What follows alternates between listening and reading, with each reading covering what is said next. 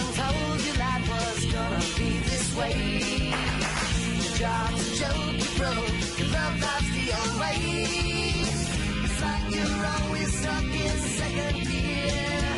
When it hasn't been your day, week, your month, or even your year. But I'll be there for you. Welcome back, HL class. This is Mr. D, and we're going to be covering the second part of the Spanish-American War with a focus more on the Philippines. Okay, so let's talk about last class. All right, we talked about why we went to war for Cuba, mainly that $50 million bucks.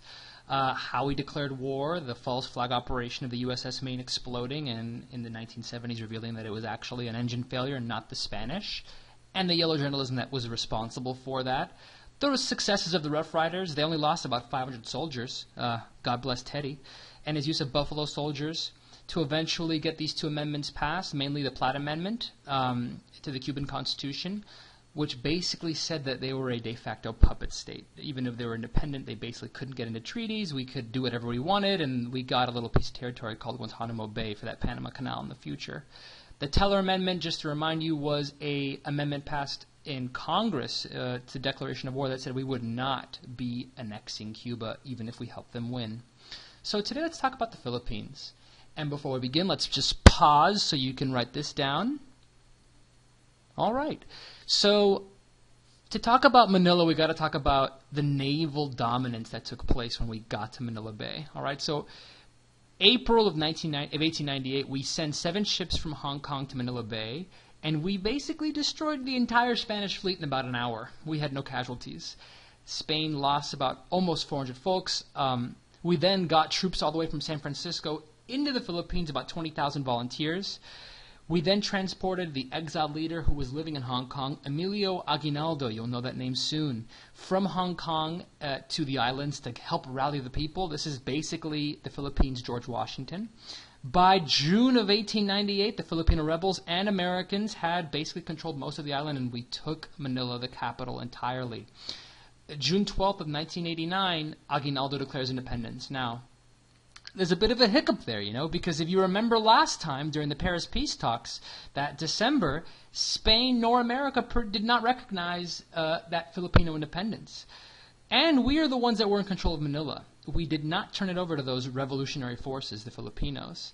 We felt that it was just too important to give up the Philippines. I hate to say it, but America came as an enemy masked as a friend of the Filipinos. We paid good money for the Philippines. That's what the mind of the Americans thought. Okay, so let's review this. I want to show you how far away the Philippines is from America. I mean, the Pacific Ocean is the largest ocean, but man, is this a colony that is far away from us. And we're going to have that colony for 50 years, thanks to our amazing Navy. You can see some paintings here of us destroying the Spanish ships. We utterly destroyed them, okay? Dewey bombards Manila, and the city surrenders shortly after. We did not give it to the Filipinos, okay? And here we can finally see Miss America having her world power hat. We are now officially playing the game of imperialism, class. We finally have our own faraway colony, just like the Brits, just like the French. This is a really interesting video I've got to show you, okay? It is a Filipino trailer to a movie that is Filipino-made about their George Washington, okay, Emilio Aguinaldo. So enjoy, and let's get a little bit cultured. Ika nga eh, hindi ka magiging kwadrilyero. Tsaka kahit pa paano, yung posisyon mo, ang pinuno, Cabeza. Cabeza de Barangay 28. Malay mo pa alang araw maging gobernadorsilyo ka. Malay mo, dumami ang kaaway ko.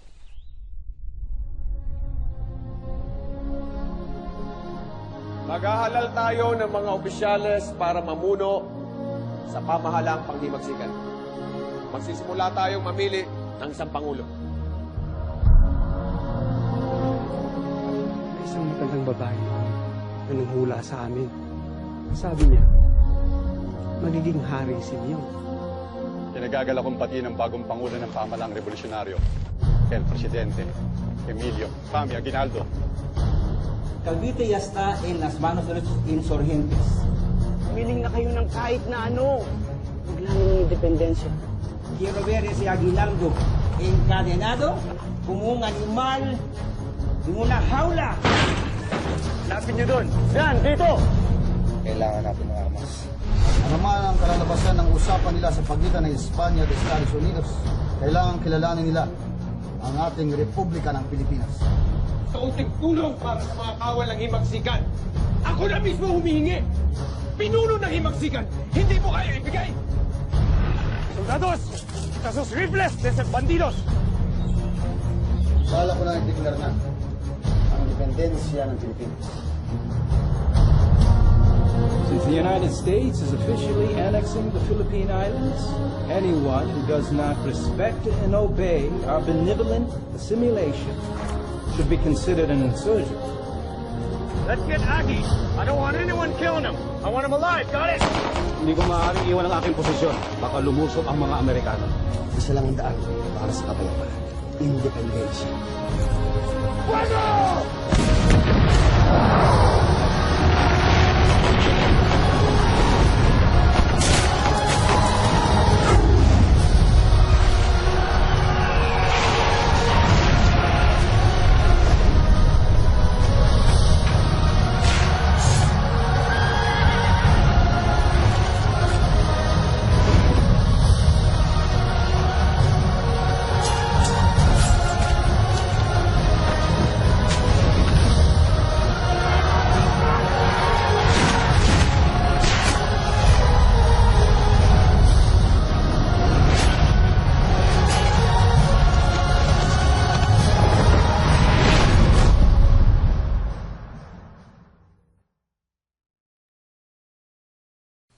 All right.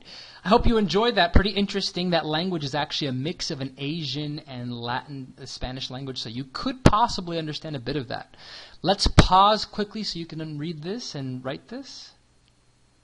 All right. So hopefully you wrote this down. Let's talk about the American war strategy here in the Philippines. Now we've passed from a war against Spain to now a guerrilla war against the Filipinos who wanted their own country. And they'll lose this war, unfortunately, for them. So we wanted to, A, secure Manila from the rebels and suppress these guerrilla fighters. We'd get all the civilians we could find and put them into protected zones, but these are really concentration camps. Yeah, I'm talking about America here. Yes, the word concentration camp has much earlier than Nazi Germany. We didn't invent it. The British invented it in South Africa during the Boer Wars, but we definitely took part in it. We then engaged in scorched earth campaigns. This means that we basically destroyed villages so they could not be a source of food for the enemy. And if we did catch any higher-ups, we waterboarded them. This is America. America? Ugh. Yeah, so this guerrilla war lasted about 3 years, from 1899 to 1901. We held about 300,000 folks in concentration camps. We killed over 200,000 Filipinos. We lost about 4,000 soldiers. And we stole 400,000 acres from the Catholic Church and the Filipinos themselves. Now, why did we do this? We justified this and we rationalized this in our minds by saying that we were protecting the Filipinos from European predators, like vultures awaiting our withdrawal, like the French and the British that could not wait to have yet another colony. And we must also tutor them in our unique form of American democracy. Josiah Strong and many others would have been very proud of this. We made English mandatory. We constructed schools and infrastructure to support our new U.S.-dominated industry and created a political assembly to help them practice limited self-rule.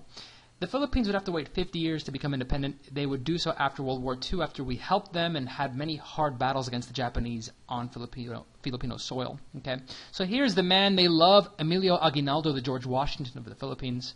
Here we can see Spain's fleet coming, Manila to be attacked. We tried to have a truce with Emilio Aguinaldo, but it was to no avail. We eventually made him our prisoner. Here you can see some paintings of the Americans fighting the Filipino forces. It was very primitive. I mean, we were much more advanced than they were. As you can see, we killed 200,000 of them. Ridiculous.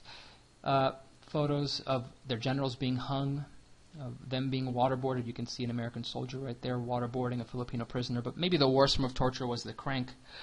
Basically a slow decapitation to get them to talk and reveal secrets. Horrible. This is your country. Maybe it's best shown in this propaganda poster, kill everybody over 10. That was the famous slogan in the Philippines. A darker part of our history. But yes, we eventually did get Puerto Rico and the Philippines. Added them to our arsenal so we could be selling and gaining access to those delicious markets in India, in China, in Japan. The Philippines is right here. You can see you can easily get anywhere here with this new colony that we had and trade with the world. Okay? And it won't be independent until after World War II. Great cartoon showing why we got the Philippines. You can see the Philippines right here, the United States, and China. Okay, China. We want to trade all these manufactured goods to the Chinese and make a lot of money. Remember, that's the reason why we went into this in the first place, the imperialism business. And you can see that of the top 10 worst atrocities America's taken part of, number 10 is the Philippines, which leaves 9 more for you to guess as we continue this course in American history. So let's watch this. Top 10 American war crimes. Number 10. The Balinga Massacre, Philippine-American War. During the Spanish-American War in 1898, American forces captured the Philippines. Although the Americans viewed themselves as liberators, Filipinos had been struggling against Spanish imperialism for years. They did not take kindly to one imperial power being replaced with another. What followed was the Philippine-American War, a savage exercise in jungle combat. After suffering heavy casualties from the Philippine insurrectionists in the Samar province, General Jacob H. Smith sought revenge against the civilian population. He stated, "I want no prisoners. I wish you to kill and burn. The more you kill and burn, the better you will please me." General Smith's troops proceeded to carry out a genocidal campaign in the countryside. He ordered anybody over 10 years of age and capable of bearing arms to be executed, and herded thousands more into concentration camps. Unfortunately, these actions were only a microcosm of the larger brutality of America's occupation of the Philippines. It is estimated that at least 34,000 Filipinos were killed as a direct result of the war, and another 200,000 by the cholera epidemic among refugees and those in concentration camps. Number 9. Yeah, so that was, yeah, that's us. Let's pause so you can copy this down. Okay, let's finish today's lecture with the last slide. Now that the Philippines is under our control, we could focus on expanding into China. China was the most important market for us because there are so many damn people there. And China was too weak to protect itself from all the foreign influence that wanted to sell to her. The Europeans by this point had already split China into what we call the spheres of influence. You can see here that this part was controlled by the British, as was this part.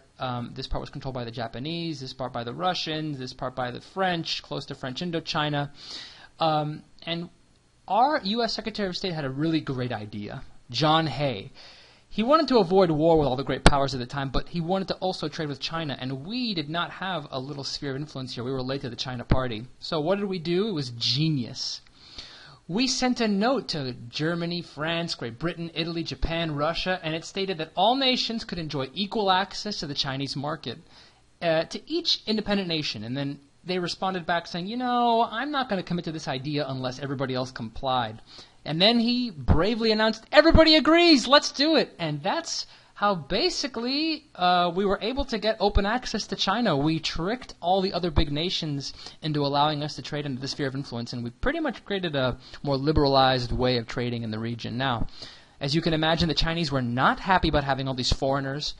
And then the 1900s, a new rebellion formed called the Boxer Rebellion. We called them the Boxers because we didn't really understand martial arts at the time, so we only knew to call them Boxers.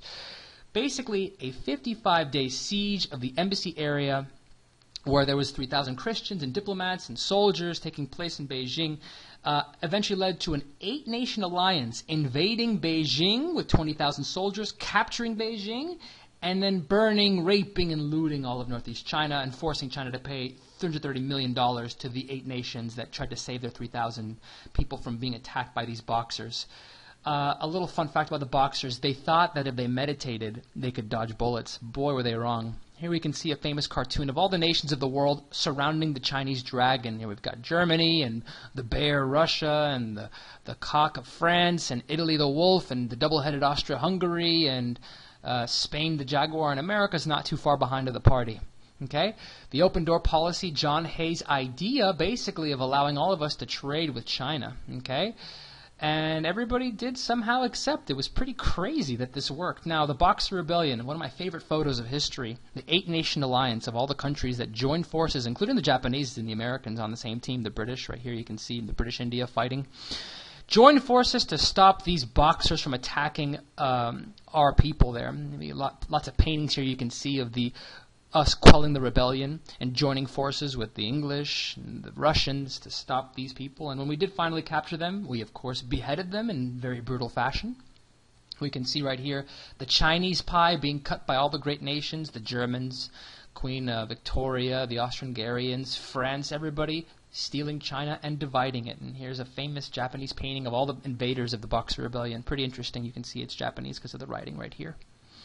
All right, and one last little beheading to finish today's lecture. I hope you enjoyed. Remember, we see ourselves as the great liberators, but are we, or are we just other forms of oppressors? Okay?